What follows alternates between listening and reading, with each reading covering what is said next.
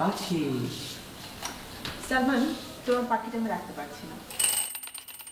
কেন? কারণ পাখিটা তুমি দিয়েছো। বাট লাস্ট টাইম আমি প্রমিস করেছিলাম যে তোমার দেয়া কোনো কিছু আমি রাখবো না।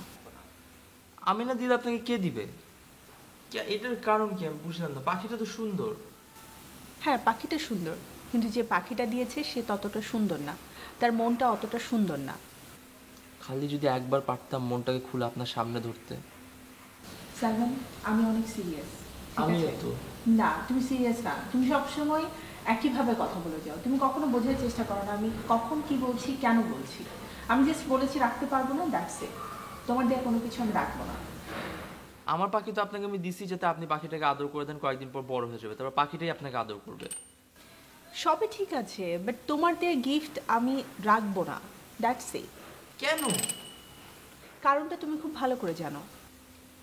আমি যেহেতু প্রমিস করেছি, সো আমি আমার প্রমিস রাখবো। কিন্তু কেন ম্যাডাম? আর কে দিবে আপনাকে? আমিই তো দিব, আমার তো সেই অধিকারটা আছে। না, পাখিও যেতে চায় না। কখনো সিরিয়াস হবো না, সবসময় একইভাবে কথা বলবা। পাখি কথা বলছে, আমি তো বলিনি। এই যে আবার আপনি তার পাখিটা নিবেন না? না, তোমার পাখি তুমি নিয়ে যাও।